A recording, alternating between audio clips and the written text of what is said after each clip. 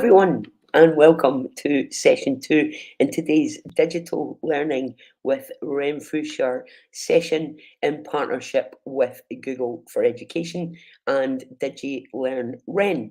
So, in this session two, we're going to be looking at the art of what's possible.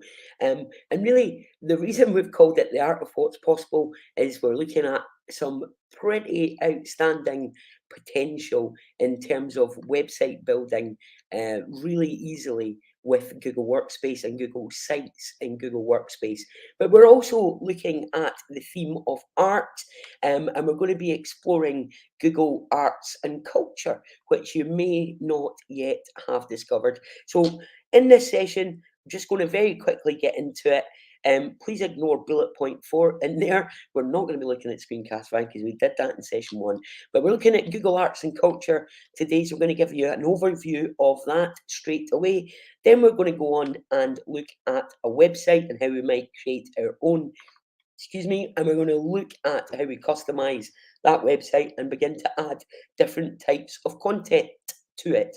Now, we're doing all of this in the context of an assignment in Google Classroom and a group project. So I'm just going to dive into that just now, into Google Classroom, and show you our assignment. So I'm in classwork and we're looking at the art exhibition topic. So I'm just going to drag that up to the top actually, because we're finished with the Halloween activities now. And what I've asked my students to do is plan an art exhibition. So let's just have a look at how we've done that. We've posted some material here where we have a project brief.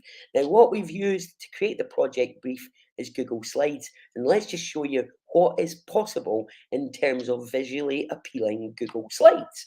So here we are now in Google Slides. I've used a template theme for this. So I've used one of the standard themes over on the right hand side, and I chose this kind of yellow one here because it looked kind of artistic to me. So I chose that nice little pop art style theme for my exhibition. I'm going to go into slideshow mode just now and just show you what my students would experience as their project brief. So very nice looking slides here. This is the event summary, and this is the challenge. Your class has been given an important project. The head teacher would like you to produce and host a school art exhibition of physical and digital creativity. We've chosen an image from Google Images. We just searched the web for that and inserted it into slides. We've got a QR code just to emphasize the physical and digital aspect. And if we move on to slide 2, you can see that we have split this activity into different teams or groups. So we're going to show you how to use Google Workspace to work collaboratively to deliver a project. And our project is going to be to plan and organise an art exhibition and pull that all together in a website where we can get people to find out more about the event and register for it. So our web team have to choose an artist for a theme, and they're going to create a multimedia website to promote the exhibition theme.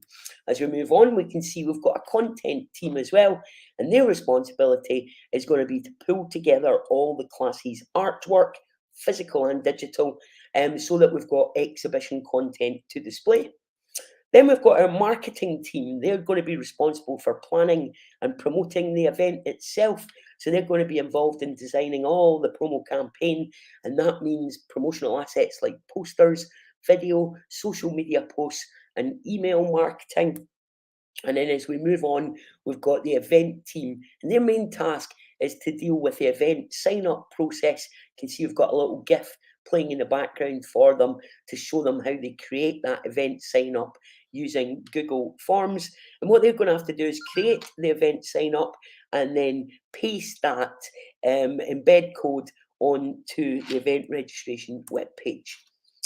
We also have the AV team, and their responsibility is going to be the exhibition itself. So they're going to look at audio playlists for the night that match in with the theme, and they're going to make sure all the videos and presentations will play appropriately at the exhibition. So that is our Google Slides template. What I'm going to do is just show you very quickly how we made one of these beautiful looking slides. Um, I'm just going to hide another wee bit of stuff there. So I'm just going to go to insert. Sorry, I'm just going to go to slide and then new slide. And you can see here, we've got this nice little template. What I'm going to do is I'm going to insert an image because this is how we get our nicely designed slides. So I'm going to search the web and I'm just going to search the web for manga. Um, because we might be using manga as our theme. So I'm just going to choose that image. I like that one there. What's happened is it's created my image. That looks okay. So I could add my title over here, manga, and then I could put in, some text underneath. We've chosen Japanese art movement. Oh, can't spell. Right, fill in the rest of the text there. Down the bottom, over on the right-hand side here, you'll see this little tab with the yellow star that says Explore. I'm going to click on that, and I'm going to show you some of the really powerful visual designs that we can get with Google Slides. So we've got all these different layouts. You can see there, that one's tidied up my image so that it all just fits nicely now. But I can go for these different styles, and all of them just look gorgeous. Visually appealing presentations, really, really important. I'm sure you'll agree that this presentation is just kind of engaging and captivating. Remember, we want to keep our fonts consistent in our presentations.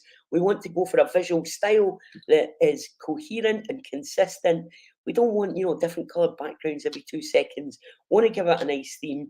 This has got the yellow running through it consistently. It's got the same font running through it consistently. And we've managed to use the Explore tab over on the right-hand side here, just to style it up nicely.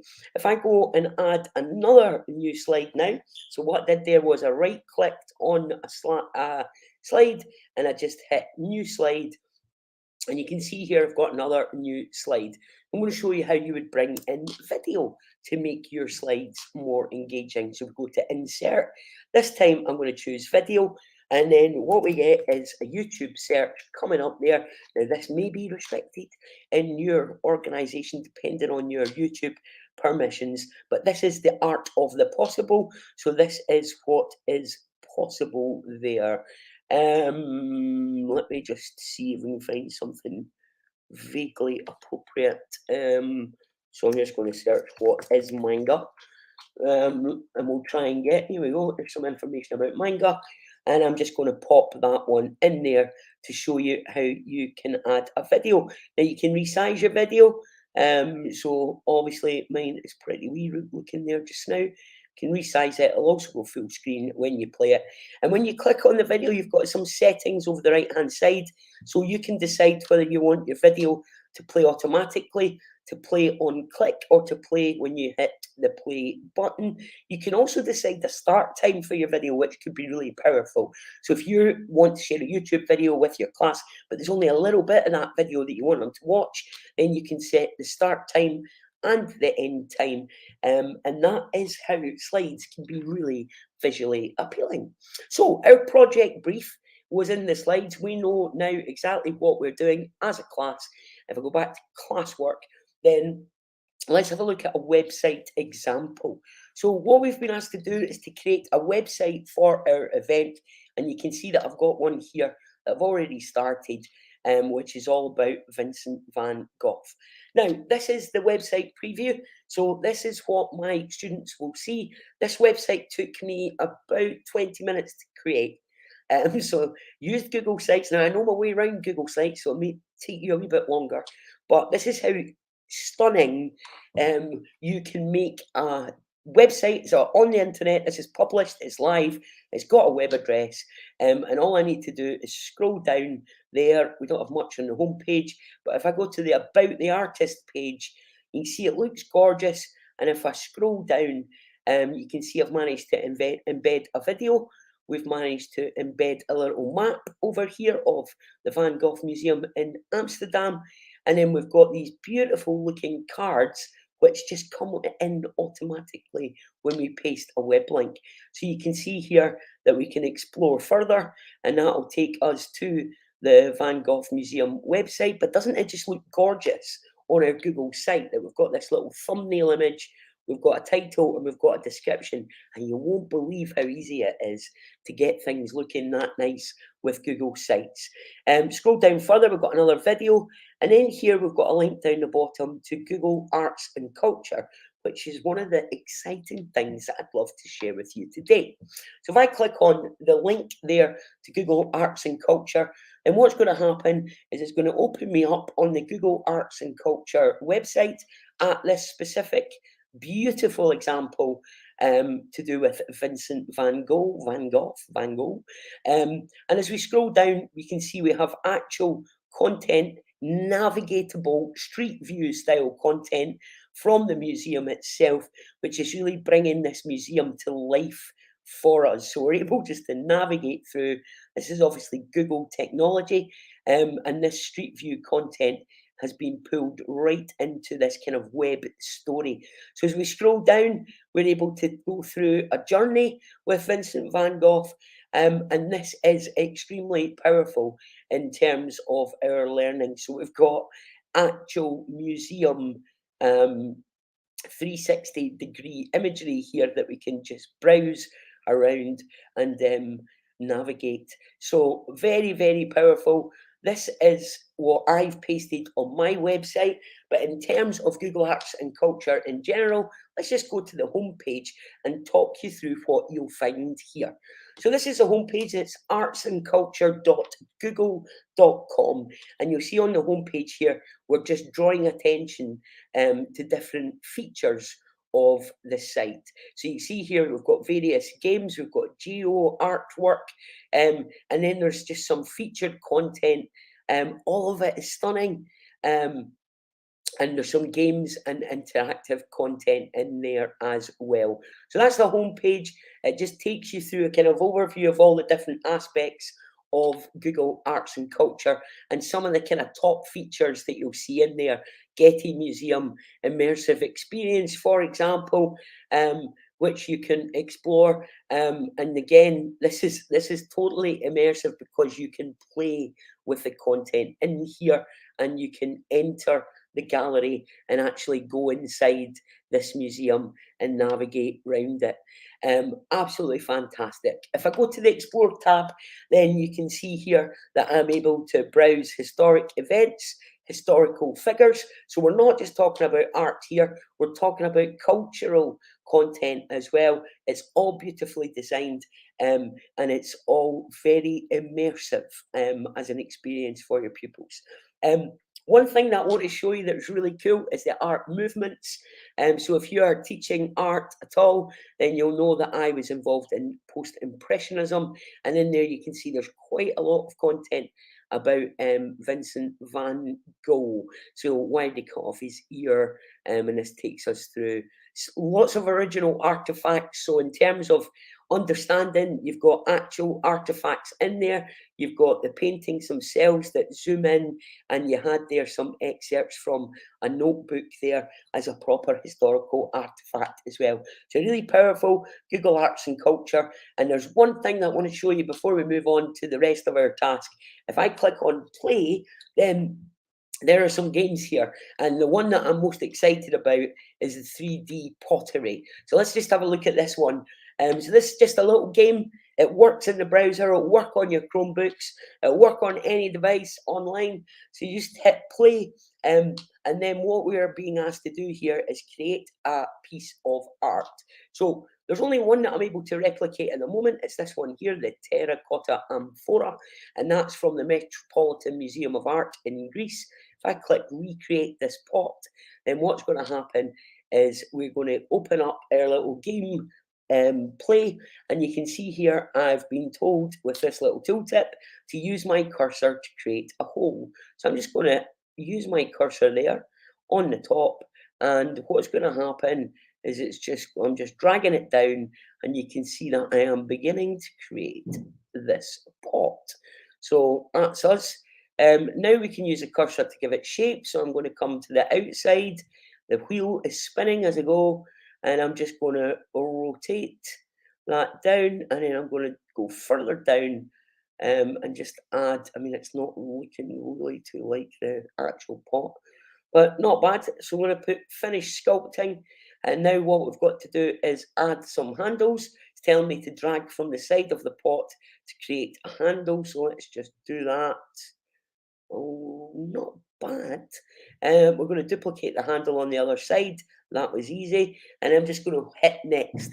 Now, what's happening now is I've got the opportunity to decorate my pot. So what I can do here is just choose a colour, and I can just kind of spray paint my pot as a row. I mean, it's not the best. I'm able to undo it if I want and just change my kind of colours. And once I'm happy with that, I hit finish painting, and you can see my pot is now in the oven, getting fired up, and I'm able to share my work straight into Google Classroom. So I could click on that Google Classroom link.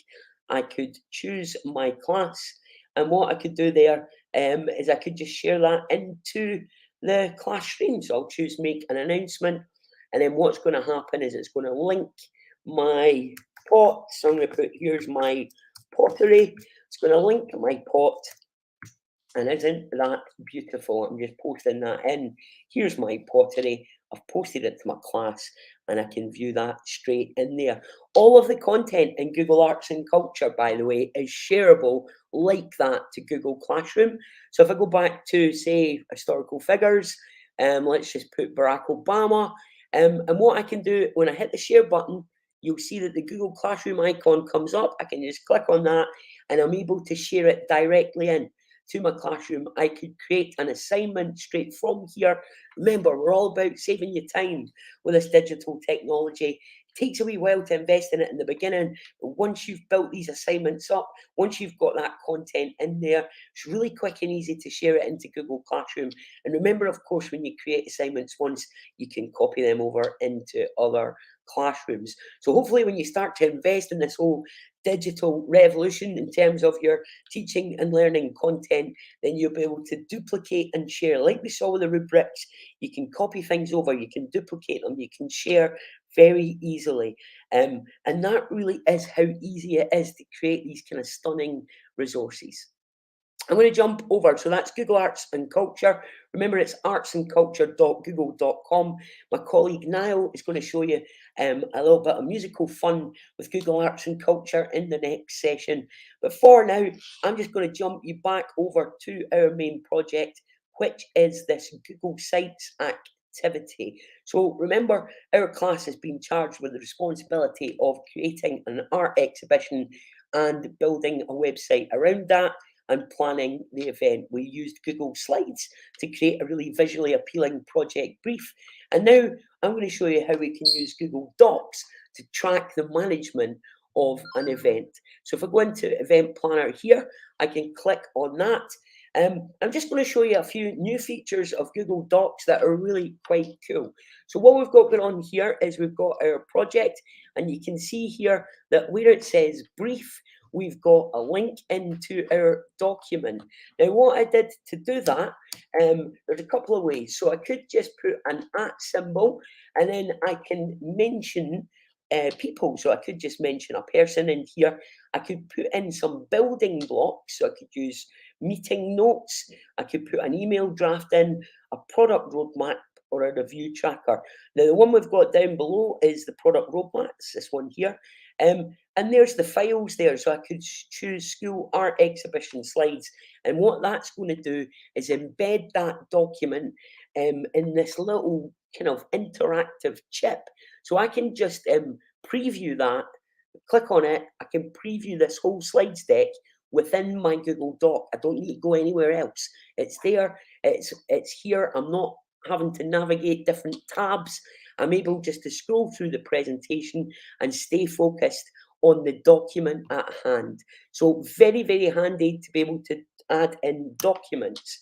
If I go to insert, you'll see that what I'm able to do there, a couple of new features. Smart chips, so I'm able to mention people, files, I just showed you files, a calendar event. So if I choose a calendar event, you can see here my calendar comes up, and I'm able to pull in that event. That becomes an interactive event, links you direct to the Google Calendar, and I could just hit the tab button to add meeting notes there, and where we've got some notes and a bullet point list, and then we've got action items. Now, in terms of managing an event or a project, the action items are really powerful. So, what we want to teach our students is project management. We want to teach them how to be responsible for tasks and how to start checking off of those tasks to deliver a specific real world project.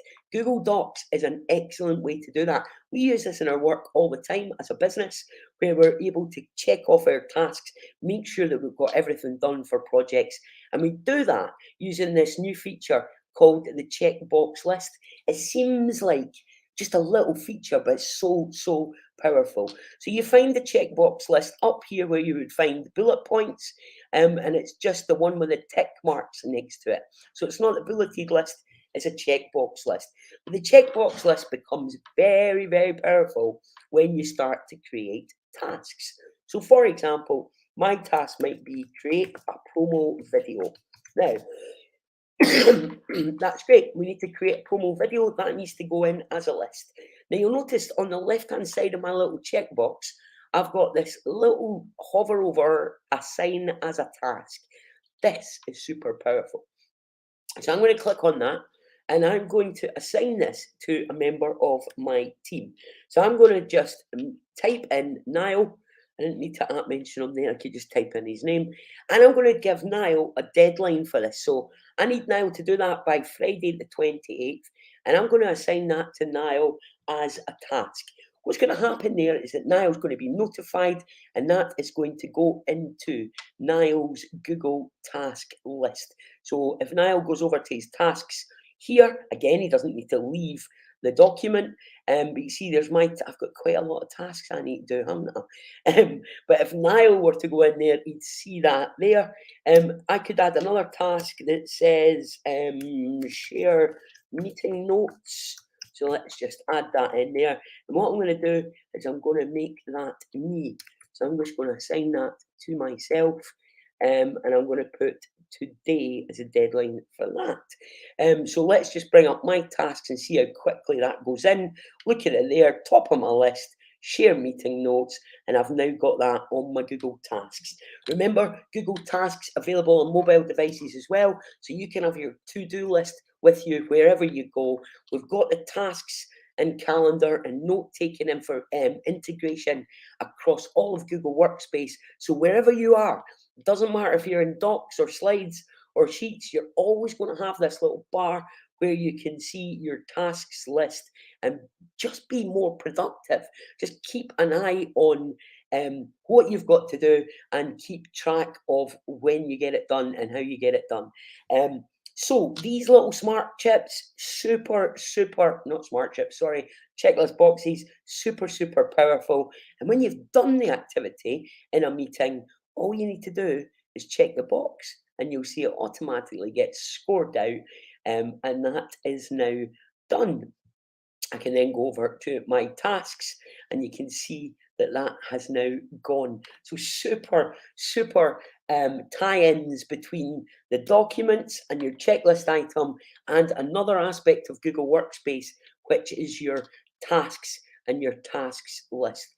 Down below, I'm just going to, it's reminding me here as well with this little pop-up to attach meeting notes to the meeting in the calendar. So I'm just going to pop that in there. And it's nice to get these little reminders and just a little heads up.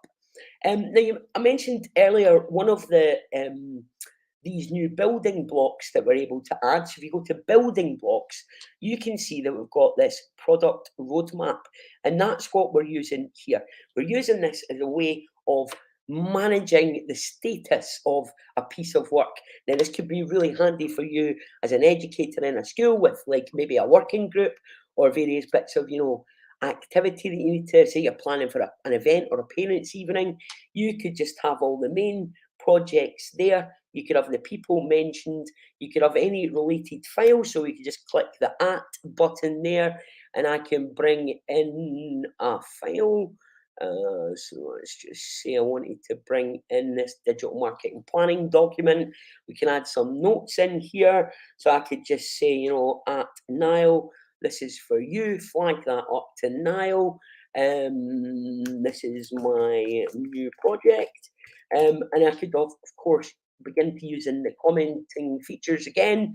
I could just tag Niall in a comment there, and then his name will tag Niall. And if I click assign to Niall Ridgway, that will go as an email notification to Niall just to remind them of what's going on there. So this project management kind of focus and the way of managing tasks in a productivity sense, really, really powerful in terms of our main class activity, which is to plan and organise an art exhibition. For the rest of the session, we're going to look at Google Sites. So you'll remember we have our website here, which is on Vincent van Gogh, Vincent van Gogh. We've got some videos embedded and we've got some content there from Google Arts and Culture. So what I'm going to do now is I'm just going to go back to my Google Sites homepage. So we're just going to go to sites.google.com. And of course, you remember you can always go to your app launcher or Waffle, and you can just scroll down and launch Google Sites from there. Now, when we're creating a Google site, we've got various ways to do that. We can start with a blank site, or we can go to the template gallery and choose one of our templates. I don't really want to use any of these ones. This one might be handy for an event. You could create a help center. Google Sites really powerful for staff intranets as well. But even just as a class project or as a class website, hugely, hugely powerful. And I'm going to go back to my homepage. You can see here, this is my Vincent van Gogh site. So let's just go in there just now and have a look at some of the settings. So when we're in Google Sites, this is the editor. This is us now editing our website. And what's really, really powerful about this is that whatever we do here is updating our website live. So this is our main homepage. Remember, we didn't have much on our homepage. We've got this blank space underneath, and I'm just going to show you how you can add content to your website. So first thing is every website starts with this header area. The header area is the top area of a website.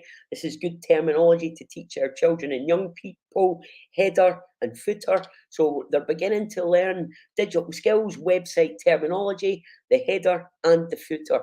You can see here we've got a header type. We've got cover. So that means that it's going to cover the full screen from top to bottom. We've got large banner, which, as the name suggests, is a fairly large banner. We've got a smaller banner, which reduces the size of the banner. And then you've got another header type where you get rid of the header and you just have the title. I really like this cover one. It's really kind of visually appealing. And I've got my Starry Starry Night artwork there in the background, which I just found by searching Google Images. And over here, worth flagging out, you've got these readability adjustments. So you can see there, if I take that off, and this is a good thing to discuss with young people as well, accessibility, readability, contrast between text and images, very, very important in terms of the accessible internet and the web and designing for the web. So that readability, you can see now that I can read those words really clearly because what it's done is it's just dialed down the contrast of the background, muted the colours slightly, darkened it, and I can now read my text. So that's the header area. Now another key terminology in terms of web design is navigation. Now, if you don't know what that means, it's the menu, the way of navigating around our website. If I'm in Google Sites, by the way, if I want to preview my website and see what it looks like to my end user, then I go to the menu bar here and I hit this little icon that's kind of like a laptop and a mobile. I just hit preview, and this is now me previewing my live website so I can see what it would look like to a viewer, someone joining my website. And doesn't it look great? Another great thing to teach our children and young people about web design is the fact that this design is responsive. Now, what that means is that the website is going to change its look according to the device that I'm viewing it on. And the preview enables us just to see exactly what that means. So I'm on large screen at the moment. I'm on this little toolbar on the right hand side. I can go to tablet and I can see what it's going to look like on a tablet, and I can go to mobile and see what it's going to look like on a mobile phone.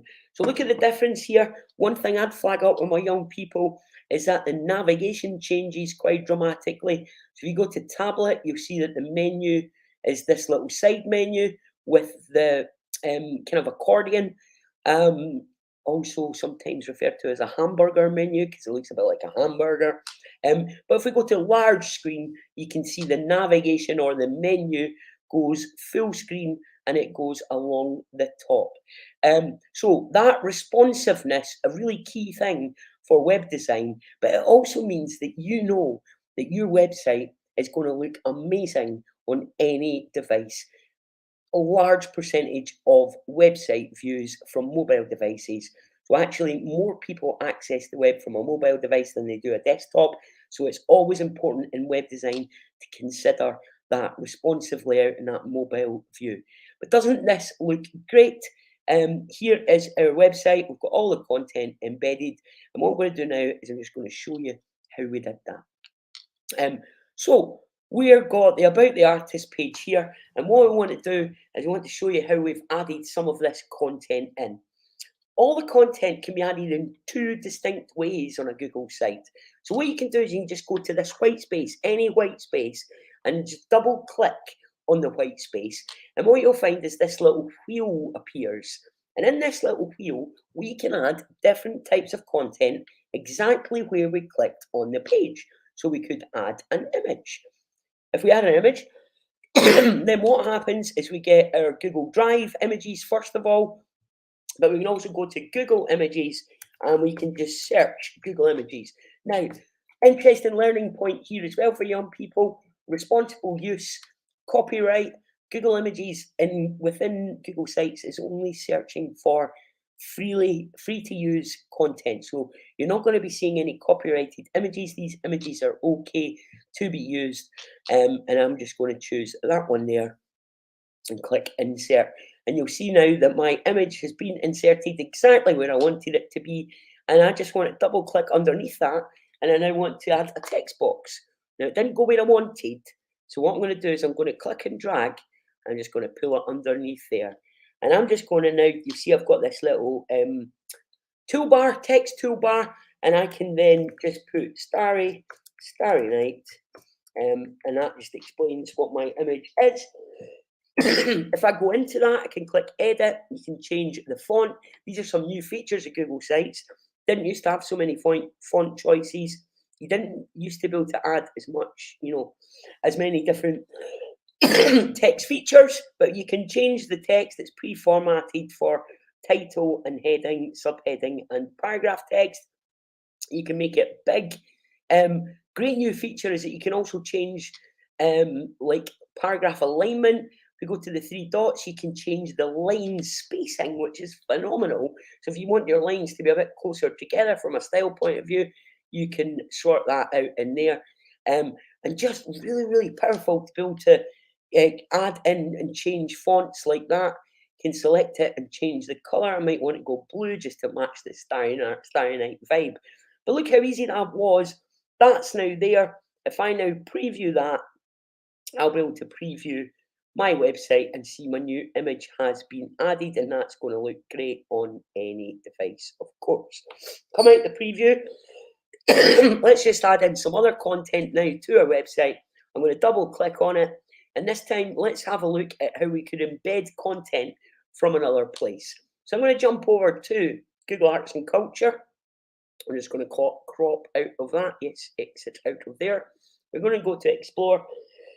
We're going to go to Art Movements, and I'm just going to add in, where are we going? There it is, Post-Impressionism. And I'm just going to add in the link to this page actually. So I'm just going to copy that link. I'm going to go back to my website tab, and we're just going to paste that link in. And it's not going to work for me. Now, this is something to flag up. Some websites will embed beautifully, and they'll just send a little preview card for you. Other bits of content won't. There doesn't seem to be a lot of rhyme or reason to what content works and what doesn't. So I recommend experimenting. Now, this is not like Google Sites extremely powerful, but it depends on the restrictions of the other web content. So let's just try something else. Let's just try this one, see if that will work as a link for us. So I'm just going to click there. I'm going to click embed. And then what's going to happen this time, hopefully, yes, it does. So this website is allowing us just to embed that content. And what we get, this little preview card, I'm just going to hit insert. And what you can see there is we now have this beautiful little preview from the website. Like, I didn't do anything there. All I did was double click embed, paste in a link, and it automatically brought in a beautiful image, the title, and a little summary. So it makes it really quick for me to pull together different bits of content for my students. And if I was organising this art exhibition for my class and for my school, then that's what I'd probably want to do, bring in different bits of web content and let people access it all from one easy to find place. Let's see what else we can drag. So I'm just going to double click again. And this time what we're going to do is we're going to go to embed again. And we could just show you how to paste a YouTube video. So if I go to a new tab, I go to YouTube and I'm going to search for Van Gogh. And here we go, Van Gogh. What we got here? The life story of Vincent van Gogh. Now, just watch what I'm doing here. Got a bit. I'm taking, I'm having to go to YouTube, having to copy the link, and then I have to go back to my website and I paste the link in, and boom, automatically, that looks beautiful. We've got the website in. Now, another way to do that, an easier way perhaps, is to go over to the right-hand side here. So we've got some default content blocks that are already set up by Google Sites on the right-hand side, and one of them is YouTube. So over on the right-hand side, I'm on the Insert tab at the top, and I scroll down, and I can see YouTube there. What happens is, just like across other aspects of Google Workspace, we're able to search YouTube from within this Google Sites window, and I could find, just search for Van Gogh again, and there we go. Starry Night. I'm going to pop that video in, and again, it just embeds beautifully, and we're starting to build up like a really easy way to build up content for your students. Now, there's quite a lot of functionality over on this left-hand side, and we won't be able to go into all the details, but let's think about it in terms of what we've asked our students to do. So one of the things we've asked them to do is organise and promote this art exhibition. Now, a great way to do that would be to use Google Slides as a kind of slideshow advert. So what we may want to do is do that on the home page. I'm going to go navigate to the home page. Whatever page you navigate to is the one you're editing. So the live view on Google Sites is always the page that you're on. I'm on the home page here, and I think I want a nice advert for my art exhibition. So I'm going to click on Slides over on the right-hand side. And what's happening now is it's navigating me to all my Google Slides. Think about productivity. Think about not having to go anywhere else. So a minute ago, I went away to YouTube. I copied the link. I brought it back. We don't need to do that. We can search within Google Sites just like we can within Google Docs. So I've now got all my slides. And imagine this was my nice advert. This is the event. This is where it's happening. Here's the art you'll be able to see. If we did that in a Google Slides deck and it was all visually appealing, maybe we had a video explaining what the event was about, we can bring that in. We can find it straight within Google Sites, and we just hit insert. And once it goes in, we've got the opportunity to set a few settings. So we can drag it and just click on it. Then we can make this kind of full screen, which might be nice for our website homepage. And then if I hover over, you'll see we've got this little, on the top left-hand side, we've got this little settings tab. And I can click on there. Now, if this was a slideshow to advertise and promote an event, I would probably want it to start playing automatically. And I'd probably want it to loop. Loop means it's just going to play through the slides on a continuous rotation and keep playing them. So you can see here that what's happening with my slideshow is it's kind of becoming like almost like that kind of automatic, almost like a video, automatic animated slideshow. And if I preview that in full screen, you should be able to see the full potential of that. We're looking at it in tablet mode, of course. I'm going to resize it to desktop. And you can see that what's happening is just playing through the slides. So this would be a great thing to do for an event, for a promotion. Maybe the marketing team would like to create their marketing deck in Google Slides and then just embed it into the website. So very, very powerful. Now, remember in our classroom, one of the other activities is that we need to plan the events, in the project brief, we need to get a sign-up form happening for this event. So we've got our Vincent van Gogh website. This is the event. We're promoting the event here. And what could we use for a sign-up form? Well, this morning already we've looked at using Google Forms to create a quiz. And what we're going to do now is show you how to use Google Forms to create a sign-up form. So I'm just going to go to forms.new and it's going to create a new Google form. And what we're going to do is we're going to call this Art Expo Sign Up. And then we're just going to put a few questions in. Name.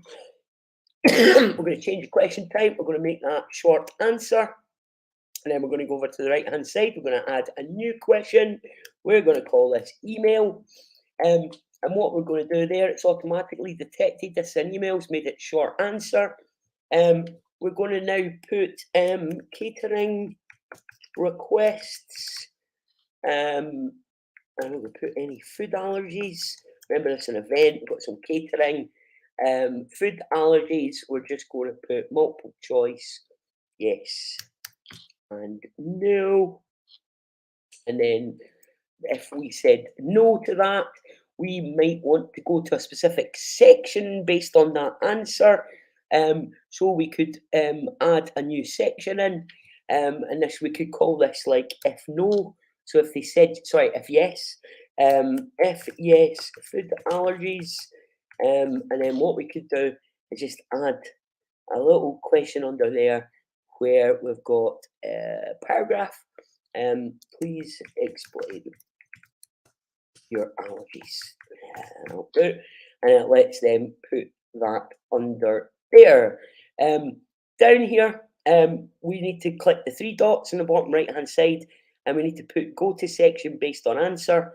And if they put yes, then we need to go to section if yes, food allergies. That means that if someone's signing up for our event, if they have food allergies, they're going to go to the food allergy section and they're going to tell you more about them. If they don't have food allergies, then they're going to skip on to the next section. So that's a really handy thing when it comes to event sign-ups. In terms of the sending settings, excuse me, in terms of the settings, you want to go there. Remember, we don't need to make this a quiz because this is a survey. You can choose how responses are managed and collected. So you can either collect email addresses or not. If you collect email addresses, then obviously people are going to have to put their email in. And you can restrict it. I'm in a domain called Collab Hub just now. Yours will be Glow or your individual school Google Workspace domain. But you can allow people probably only one response if it's a event sign up. You don't want them going and submitting multiple, or maybe you do, depending on how many people are allowed to come to your event. So that's our quiz, our sign up form. It's automatically named it there for us, Art Expo sign up. You get the general idea, but watch the beauty of this, okay? So what I'm going to do is I'm going to go back to my website. And remember on the right hand side, I can insert different bits of content.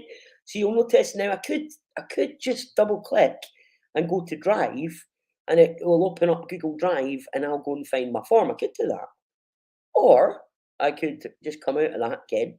And if I go down where I found the YouTube link on the right hand side, I can go straight to forms. And that's going to take me, instead of having to navigate all my Drive folders, it's going to take me direct to forms, and then I can embed the form directly on the website.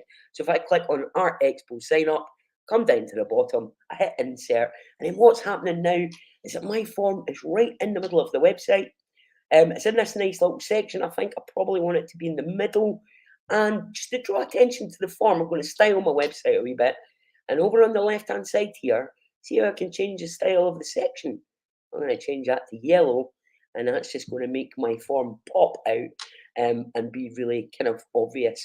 So you can see there how I've used my website. It's all themed nicely, it's styled nicely, got a nice header, it's accessible and readable. And we've managed to embed our slideshow to promote the event, excuse me, and then we've got our sign up down the bottom.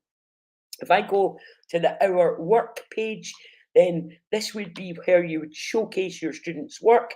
A great way to do that would be using slides. So you could have all their work added as images to slides, and you could just embed different slide decks in here. So remember, slides is here as well. We could just click on slides, and we could just imagine this was our work, and we just bang that in there. So there is Anya's beautiful spooky poem. Didn't quite work with our art theme, but you get the idea. So you could have all your different students' work in there. And another great thing that you can do with Google Sites that I did on this one, look at this. So on this site here, which is the one for today's session, we've actually embedded a whole Google Drive folder. Now, that must be making you think this is exciting. I just added in there a Google Drive folder. So let's edit this website and show you how I did that. So this is our website. We're now editing the page, and we've got here a Google Drive folder. And that means that anything that gets added in Drive, away from this Google site, anything that gets added to that drive will show up in here. So the drive in question is Session 2 resources. So let's just put me to the test on that one and see if we can get into that folder and find Session 2 resources. Here we are, Google for Education files, Renfrewshire. We've got Session 2. And what I'm going to do is I'm just going to create a new file in here. So we're going to create, let's create a new Google Sheet. Create in a shared folder. Yes, I do want to create a folder. And we'll just call this catering tracker. Let's just call that catering tracker. We're in Google Sheets now, but remember I was telling you about some of the stuff that you can add in here. So you can add these smart chips in here as well, where you can link into people and files. And you can also do that kind of conditional formatting thing as well, where you have like drop-down lists of stuff. So there's our file. Let's now test. Did that go in? So let's just see on our website if it's there. What website is this one here, wasn't it? Just going to refresh that page, and hopefully we'll be seeing that sheet showing up now in our list. And there it is, catering tracker. So you can see all I did there. You can see I created the document fresh, but because I put it into that folder, it shows up on my website automatically by magic. And wouldn't that be really powerful for managing projects? Imagine that as a staff intranet in your school, where you could have, it's only sharing files and folders that staff can see, but it's all coming in automatically in a really visual way. So that would be a really powerful thing to do as a staff. But in terms of learning as well, bringing in resources, folders full of resources for children and young people, very, very powerful. And it's that easy. That is us. We're building a website here. It is an actual website. It's responsive. It works great on any device. It looks amazing. And we can see how easy it is to add different bits of content. One other thing I want to show you before we head off, you can see we had the slides, then we've got the sign up. I'm going to show you how to add a Google map. So again, on the right hand side, we have a map as an option, and then what we're allowed to do is just search. Now, I'm in Alloa, so let's imagine we teach at Alloa Academy. And then what we're going to do is we're going to pop that in, and that's going to tell everyone the location of our art exhibition, which is at Alloa Academy. We can resize that map. We could add in a footer. Remember I said headers are important, so are footers. Footer on the website would be nice, styled a different colour. So we could put that in there. And then maybe what you could do is put your school badge, some contact details, maybe links to your social media. Oh, that's quite cool. Social links is new. So we've got the option here just to post in social media links and icons. So you can select an image from your drive. If I select Google Images, let's search Twitter icon, see if there is one. There we go, got a nice Twitter. Let's choose, what one we choose? We'll choose that one. So now I'm getting a little icon and I'm just going to go to twitter.com and we're going to, this is Chromebook Roadshow. That's what we'll go to, the Chromebook Roadshow. Twitter, I didn't know how to do it. So let's get on the Chromebook Roadshow. We're going to jump back to our event and we're just going to paste that in as our social media link. And you can see what's happening now is it's just going into our footer. I'm going to change the colour of that. I'm going to make it yellow. And you can see there that that's now linking off to our Twitter. If I go into preview mode, you see the footer appears at the bottom and foot of our website. If I click on it, it's going to take you to my Chromebook team website. But of course, you would put that in as your school. And hopefully that has shown you how quick and easy you could pull together a bit of event planning using docs. So you're bringing in the docs and the people and managing the tasks and the project status, really easily using docs. We can use Google Slides to create a really visually appealing project brief or introduction to a topic. And then, of course, we've got Google Arts and Culture for some fantastic content around arts and cultural experiences. Remember, that was artsandculture.google.com. That's all the stuff, the historical stuff, the artist movements, and then you've got these games as well. Remember, we played the pottery game. There's loads of different games that you can play in there. This street galleries one's fab. It's an experiment. You can basically take various big cities in the world and add your art to Street View. It's incredible. So I really recommend that one as well. So many exciting things in Google Arts and Culture, and all these little updates that are just coming, like the building blocks, the smart chips, excuse me, the integration with tasks. It just makes managing projects and events with Google Workspace so powerful and so easy to do. Thanks very much to everyone who's joined us today. I am just going to come back to the camera. It's been a real pleasure. It's been a whistle-stop tour there of Google Sites, but hopefully you've begun to see the potential of what it's got to offer us as educators, just in terms of resources. Brilliant for student portfolios as well. They can bring in their files. Imagine them bringing in their Drive folder of all their work. This could be my best work for literacy, my best work for social subjects. And they could begin to build an e-portfolio really easily. They can have their wider achievements in there as well. Google Sites, a brilliant tool to do that. And I hope you've enjoyed today's session. Thank you.